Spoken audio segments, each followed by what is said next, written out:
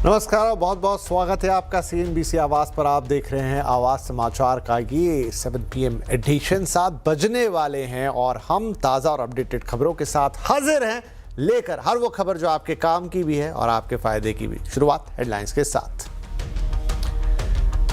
Delhi airport पर अभी तक ठीक नहीं हुई एयर ट्रैफिक कंट्रोल में खराबी। करीब 450 उड़ानें प्रभावित। एयरपोर्ट अथॉरिटी ऑफ इंडिया की टीम कर रही है जांच।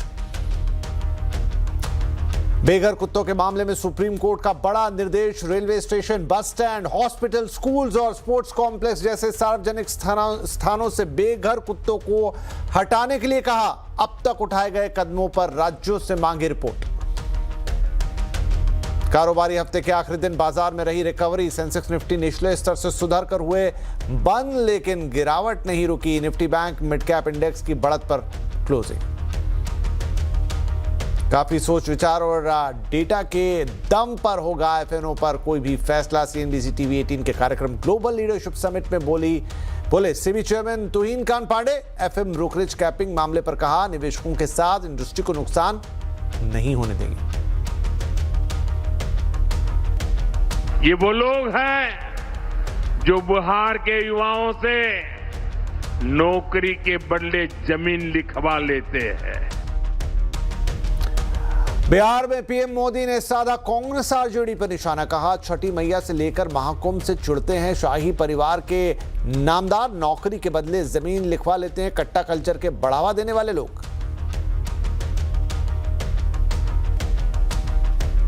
हम 160 से ज्यादा सीटों से इस चुनाव में विजय प्राप्त करेंगे। रक्षा मंत्री राजनाथ सिंह का बिहार में NDA को 160 से ज्यादा सीटें मिलने का दावा। नेटवर्क 18 के group editor in chief Rahul Joshi के साथ इंटरव्यू में बोले, लोगों के रिस्पांस को देखते हुए 2/3 बहुमत की उम्मीद। 2027 में यूपी में लगातार तीसरी बार बनाएंगे सरकार।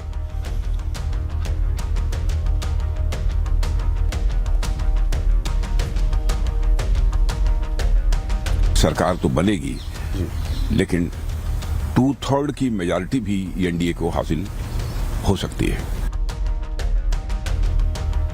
चुनाव करीब 1.5 साल में उत्तर प्रदेश में भी आ जाएगा। बिल्कुल, सरकार बनाएंगे। अच्छा, से तीसरी बार।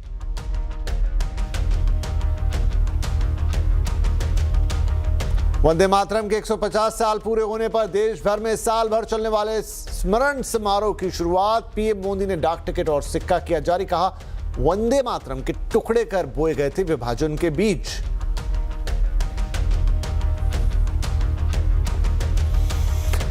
तो इन ढेर सारी खबरों में सबसे पहले बात कर लेते हैं राजधानी दिल्ली की, जहां दिल्ली एयरपोर्ट पर एयर ट्रैफिक कंट्रोल यानी ATC में एक खराबी के चलते सैकड़ों फ्लाइट्स में देरी हो चुकी है। यह खराबी अभी तक ठीक नहीं हो पाई है। इसके चलते करीब 450 से ज्यादा उड़ानें प्रभावित हैं। खबर पर और ज्यादा अपडेट के साथ मौजूद है हमारे संवाददाता रोहन सिंह। तो रोहन, अब तो ऑलमोस्ट रात होने आई है, अभी तक ये टेक्निकल स्नैग दूर नहीं हुआ है, क्या अपडेट है? जी, अब तक कोई सॉल्यूशन नहीं मिल पाया है इस टेक्निकल ग्लिच का, जो कि ATC के ऑटोमेटिक मैसेज स्विचिंग सिस्टम जिसे कहते हैं उसमें पाया गया है। और ये दरअसल पूरा जो टेक ऑफ और लैंडिंग का जो डेटा है उसे ऑटोमेट करता है, उसको शेड्यूल करता है। तो फिलहाल ये जो सारा काम है वो मैनुअली किया जा रहा है और इसी वजह से डिले हो रही है। औसतन 50 से 55 मिनट हर फ्लाइट में यहाँ पे डिले हो रही है। अगर दिल्ली एयरपोर्ट की बात करें तो लगभग 97% डिपार्चर्स प्रभावित हुए हैं। और अब सिर्फ दिल्ली ही नहीं, इसका इम्पैक्ट बाकी शहरों में भी दिख रहा है। मुंबई एयरपोर्ट की तरफ से एक एडवाइजरी जारी की है। उनका कहना है कि चूंकि बहुत सारी फ्लाइट्स दिल्ली से कनेक्टेड हैं तो वहां पे उन फ्लाइट्स पे इम्पैक्ट पड़ सकता है और सब्सटेंशियल जो फ्लाइट्स हैं मुंबई एयरपोर्ट पे वो भी इम्पैक्ट हो सकती हैं। बहरहाल जो सूत्र हमें बता रहे हैं कि अब तक रैंसमवेयर या मेलवेयर जैसी कोई सूचना जो है वो नहीं मिली है। अभी जो जांच करता है वो इसे एक टेक्निकल ग्लिच ही मान रहे हैं, लेकिन अगर अगले कुछ समय तक ये इसका सॉल्यूशन नहीं निकलता है तो काफी बड़ी संख्या में जो फ्लाइट्स हैं वो प्रभावित हो सकती हैं। राइट, बहुत शुक्रिया इस अपडेट के लिए रोहन। तो स्टिल अभी भी दिल्ली एयरपोर्ट पर वो टेक्निकल ग्लिच सुधरा नहीं है। इनफैक्ट आप अगर फ्लाइट लेने जा रहे हैं तो पहले शेड्यूल चेक कर लें, क्या फ्लाइट डिले तो नहीं है। आगे बढ़ते हैं, बात करेंगे सुप्रीम कोर्ट के उस बड़े ऑर्डर की जो एक बार फिर बेघर कुत्तों पर आया है, जहां पर बेघर कुत्तों के मामले में उसने एक सख्त रुख अपनाया है। सुप्रीम कोर्ट ने राज्यों और केंद्र शासित प्रदेशों को 2 हफ्ते में सभी सरकारी परिसरों की पहचान करने और 8 हफ्ते में वहां बाड़ लगाकर सुरक्षित करने का निर्देश दिया है। ज्यादा जानकारी दे रहे हैं हमारे सहयोगी असीम मनचंदा। बेघर कुत्तों के लोगों को काटने की घटनाएं बढ़ रही हैं। इस मामले का सुप्रीम कोर्ट ने खुद संज्ञान लेकर के सुनवाई की थी और सुनवाई के बाद सुप्रीम कोर्ट कई सारे डायरेक्शन ऑलरेडी इसके अंदर पारित कर चुका है। आज सुप्रीम कोर्ट ने इस मामले में कई एडिशनल डायरेक्शन और दी। सुप्रीम कोर्ट ने कहा कि सभी राज्य और केंद्र सरकार ये सुनिश्चित करे कि जो रेलवे स्टेशन हैं, बस स्टैंड हैं, हॉस्पिटल्स हैं, स्कूल्स हैं या स्पोर्ट्स कॉम्प्लेक्स हैं, उनके अंदर आवारा कुत्तों की मौजूदगी ना हो। वहां पर जितने भी बेघर कुत्ते हैं उनको पकड़ करके शेल्टर होम्स के अंदर रखा जाए। सुप्रीम कोर्ट ने यह भी कहा कि जितने भी प्रोमिसेस हैं उनकी फेंसिंग करनी होगी। अगले 8 हफ्तों के अंदर ये सारे काम को मौजूद देना होगा। सुप्रीम कोर्ट ने यह भी कहा कि जो नगर पालिका है वो भी जाकर के इस पूरे की जांच करेंगी। हर 3 महीने बाद वहां पर जांच की जाएगी कि दोबारा से बेघर कुत्ते वहां पर तो नहीं आ गए हैं। सुप्रीम कोर्ट ने इसके साथ साथ जो नेशनल हाईवेज है या फिर जो राज्य मार्ग है उनके ऊपर होने वाली छोटे पशुओं के द्वारा जो दुर्घटनाएं होती है उसके ऊपर भी सुप्रीम कोर्ट ने डायरेक्शन दिया। सुप्रीम कोर्ट ने कहा कि जो NHAI के अधिकारी हैं या फिर जो राष्ट्रीय राजमार्ग मेंटेन करने वाले अधिकारी हैं उनको ये सुनिश्चित करना पड़ेगा कि जितने भी छोटा मवेशी हैं उनको पकड़ करके या तो शेल्टर होम के अंदर रखा जाए ताकि जितनी इनसे होने वाली जितनी भी दुर्घटनाएं हैं उसमें कमी आ सके। और अब बात करेंगे बिहार चुनाव की। बैटल ऑफ बिहार में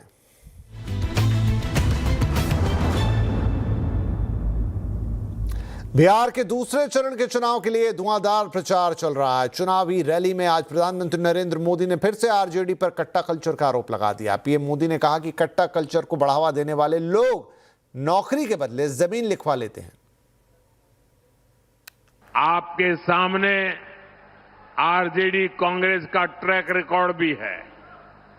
ये वो लोग हैं जो बिहार के युवाओं से नौकरी के बदले जमीन लिखवा लेते हैं। आपको नौकरी चाहिए तो आपका खेत मेरे परिवार के नाम पर कर दो।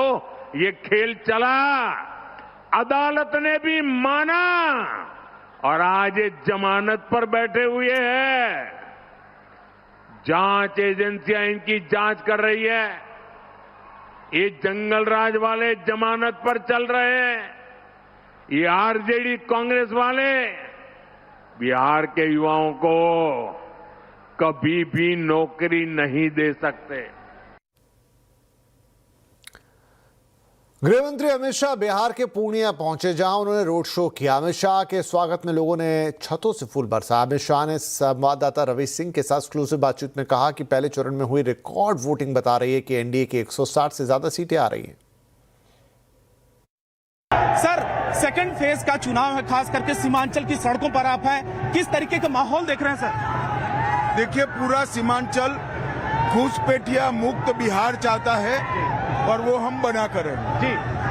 क्योंकि आपने घुसपैठियों का सवाल भी खड़ा भी किया था। बहुत सारे वोटर्स को लेकर विपक्ष भी सवाल लगातार खड़ा कर रहा है कि नाम काटे गए हैं और वो सब चीजें। नहीं, जो भारत के नागरिक नहीं है जी, उनके नाम काटे ही जाएंगे जी। राहुल जी और लालू जी उनको बचाना चाहते हैं मगर बचा नहीं पाए। सर, ये बताएं कि जो फर्स्ट फेज में जो वोटिंग हुई, इस बार रिकॉर्ड तोड़ वोटिंग हुई है। पिछले कई सालों का रिकॉर्ड टूटा है, इसके क्या मायने हैं? इसके मायने यही है कि हमारा आकलन है 160 का, इससे भी आगे बहुमत के साथ हम जीत सकते हैं। सर, इस बार चुनाव में और खास करके सीमांचल क्योंकि मुस्लिम बहुल ये इलाका है, क्या मुद्दे रहे इस बार? गत चुनाव में भी हम यहाँ से बहुमत के साथ जीते थे और इस बार और बहुमत के साथ जीतेंगे क्योंकि हमने सीमांचल को घुसपैठिया मुक्त कराने का वादा किया। रक्षा मंत्री राजनाथ सिंह ने बिहार में एनडीए को 160 से ज्यादा सीटें मिलने का दावा किया है। नेटवर्क 18 के group editor in chief Rahul Joshi के साथ एक्सक्लूसिव इंटरव्यू में राजनाथ सिंह ने कहा कि लोगों के रिस्पांस को देखते हुए 2/3 बहुमत भी मिल सकता है। आपने बिहार में बहुत रैलियां एड्रेस की हैं, आप काफी सक्रिय हैं। सबसे पहले ये जानना चाहेंगे कि आप क्या माहौल देख रहे हैं। कल पहले राउंड का मतदान हो चुका है, रिकॉर्ड टर्नआउट रहा है, करीब करीब 65% का टर्नआउट रहा है, तो क्या देख रहे हैं आप, कितनी सीटें देते हैं आप अपने एनडीए को? वैसे हम लोगों की जो सार्वजनिक सभाएं हो रही हैं उसमें जो पब्लिक का रिस्पांस जिस प्रकार से प्राप्त हो रहा है उसे देखते हुए मेरा स्पष्ट मत है कि सरकार तो बनेगी, लेकिन 2/3 की मेजॉरिटी भी एनडीए को हासिल हो सकती है। 160 से ज्यादा सीटें। 160 से ज्यादा सीटें। रक्षा मंत्री राजनाथ सिंह ने उत्तर प्रदेश में लगातार तीसरी बार सरकार बनाने का दावा भी किया। नेटवर्क 18 के group editor in chief Rahul Joshi के साथ एक्सक्लूसिव इंटरव्यू में राजनाथ सिंह ने साफ कहा कि 2027 में यूपी में बीजेपी की लगातार तीसरी बार सरकार बनेगी। चुनाव करीब 1.5 साल में उत्तर प्रदेश में भी आ जाएगा। बिल्कुल सरकार बनाएंगे। अच्छा, सवाल आपने जवाब पहले ही दे दिया। तो सरकार तीसरी बार, आज तक कभी उत्तर प्रदेश में कोई सरकार 3 बार नहीं आई है। दो भी बहुत किसी ने कंप्लीट नहीं किया। जो कभी नहीं हुआ था वो सब सारा भारत में हो रहा है।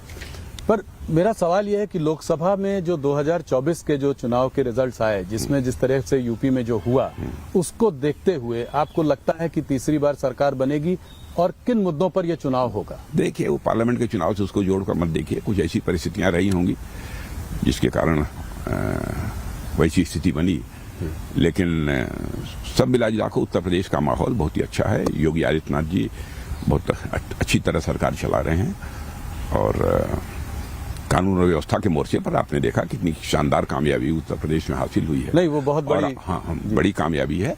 और आपने यह भी आप स्वीकार करेंगे कि विकास की पहली शर्त होती है चुस्त दुरुस्त कानून व्यवस्था। यदि कानून व्यवस्था चुस्त दुरुस्त है, विकास तेजी के साथ होगा और हो रहा है। तो अगला चुनाव में मुद्दा, विकास का मुद्दा लेकर आप लोगों के बीच में जाएंगे? हाँ, विकास का मुद्दा तो हम बराबर हर चुनाव में लेकर जाते हैं। जहां हमारी गवर्नमेंट है, दोबारा जी हम तिबारा हम चुनाव ही लड़ते हैं, तो विकास का मुद्दा हमारा एक अहम मुद्दा होता है, क्योंकि चूंकि किया है जी, साफ लोगों को दिख रहा है।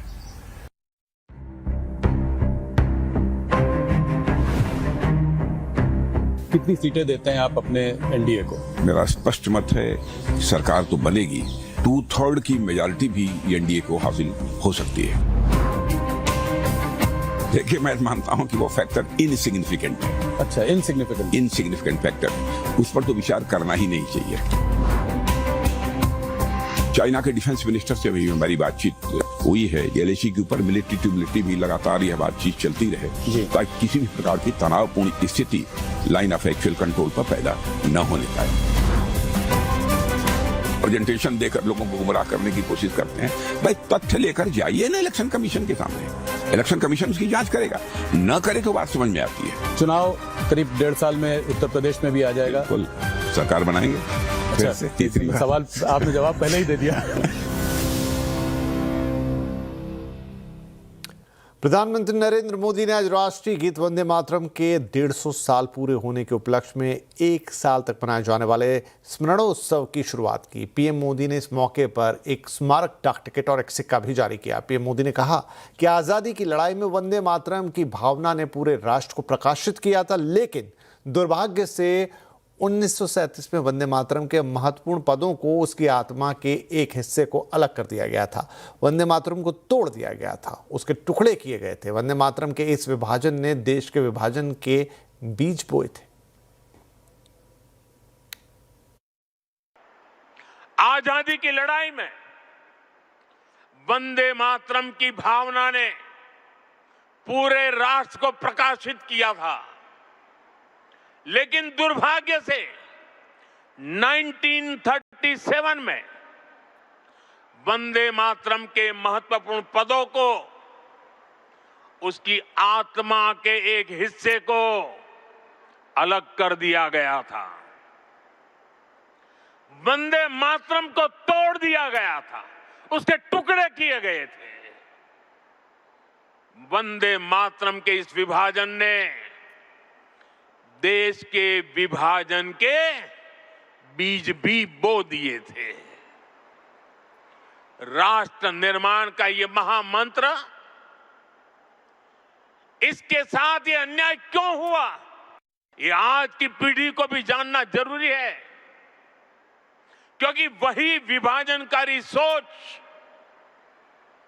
देश के लिए आज भी चुनौती बनी हुई है। वंदे मातरम को लेकर सियासी घमासान भी शुरू हो गया है। कांग्रेस अध्यक्ष मल्लिकार्जुन खड़गे ने वंदे मातरम के 150 साल पूरे होने पर सोशल मीडिया पर एक लंबी पोस्ट लिखी है। अपनी पोस्ट में एक तरफ उन्होंने जहां वंदे मातरम के साथ कांग्रेस के जुड़ाव के बारे में कहा, तो वहीं बीजेपी और आरएसएस पर निशाना साधते हुए कहा कि दोनों संगठनों के दफ्तर में कभी वंदे मातरम नहीं गाया गया।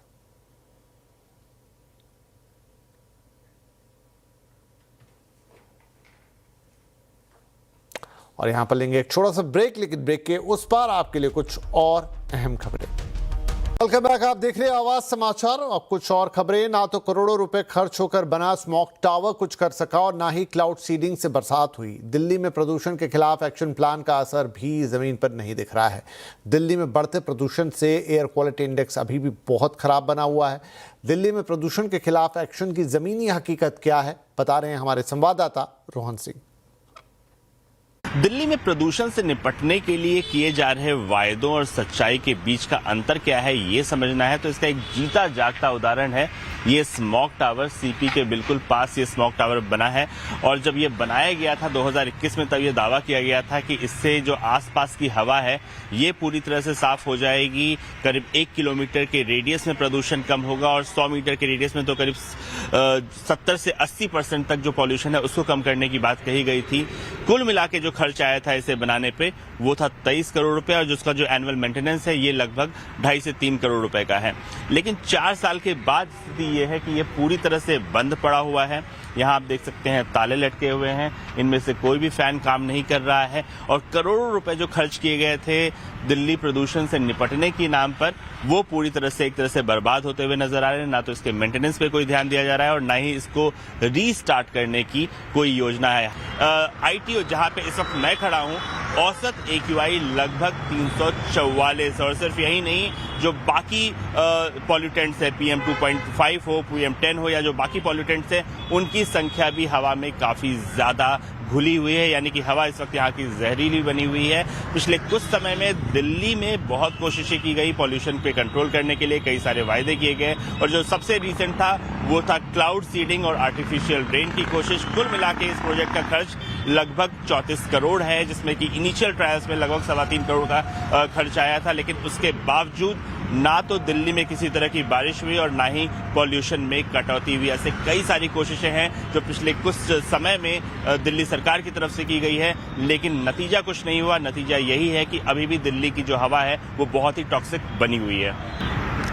दिल्ली में इस वक्त ग्रेडेड रिस्पांस एक्शन प्लान का स्टेज 2 लागू है, यानी कि इस वक्त water sprinkling, smog guns, mechanised sweeping जैसे कदम उठाए जाने चाहिए। लेकिन जब हमने दिल्ली के अलग अलग इलाकों का मुआयना किया तो हमें ये कदम नहीं के बराबर देखने को मिले। जाहिर सी बात है प्रदूषण में कोई कमी नहीं आई है। हालांकि दिल्ली ट्रैफिक पुलिस का कहना है कि प्रदूषण करने वाली गाड़ियों पर इस बार पिछले साल के मुकाबले 20% ज्यादा चालान जरूर हुए हैं।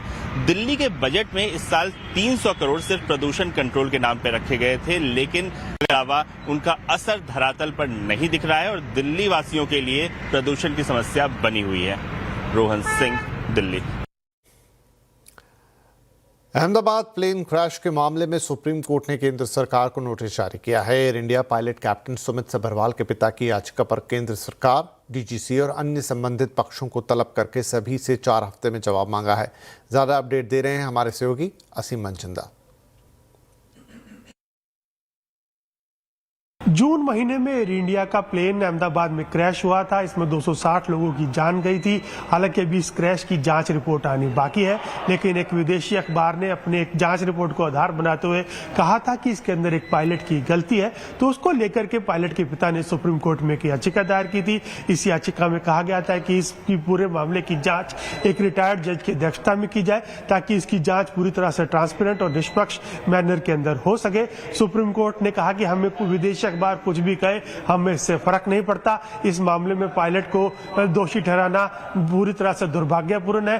भारत में कोई भी नहीं मानता कि इसमें पायलट की गलती थी। तो सुप्रीम कोर्ट ने इस मामले में जो केंद्र सरकार है, DGC और बाकी जितने भी स्टेक होल्डर्स हैं, सबको नोटिस जारी किया और नोटिस जारी करके 4 हफ्ते के अंदर जवाब मांगा। सुप्रीम कोर्ट जल्दी इस पूरे मामले की सुनवाई इन सबका जवाब आने के बाद करेगा।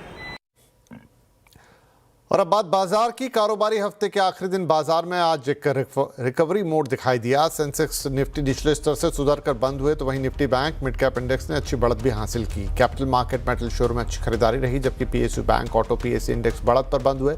वहीं आईटी इंफ्रा व एफएमसीजी शेयरों में आज दबाव दिखा। सेबी चेयरमैन तुहीन कांत पांडे ने साफ कर दिया है कि एफएनओ पर कोई भी फैसला जल्दबाजी में नहीं लिया जाएगा, बल्कि काफी सोच विचार और डेटा के दम पर होगा। सीएनबीसी टीवी 18 के कार्यक्रम ग्लोबल लीडरशिप समिट में मार्केट रेगुलेटर ने कहा कि वीकली एक्सपायरी अभी चल रही है। म्यूचुअल फंड्स इंडस्ट्री में ब्रोकरेज कैपिंग के मामले में तुहीन कांत पांडे ने कहा कि इस पर अभी इंडस्ट्री से बातचीत है जारी है और निवेशकों के साथ इंडस्ट्री को नुकसान नहीं होने दिया जाएगा।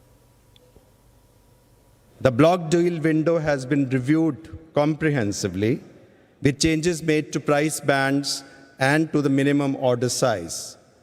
We are also committed to introduce closing auction framework soon, aligned with other global jurisdictions, but suitably designed for our requirements. We are focused on deepening our cash equities market to spur capital formation. An active securities lending and borrowing scheme is critical for improving price discovery and facilitating interlinkage between the cash and derivative segments. We are actually basically reconciling. There's investors on one side, there is industry on the other. Jointly, they have to work together to develop the industry, which has already gone, your mutual funds have gone 3 times for the last 5 years. So therefore, what we really need is we have to really expand this 130 million unique investors, doubling up in the next 5 years. Now, if you have that sort of thing, obviously you need to look at the investor's point of view, as much as we will also like to reconcile it with the industry point of view. There is a scale benefit. And how much of that scale benefit can come to investors?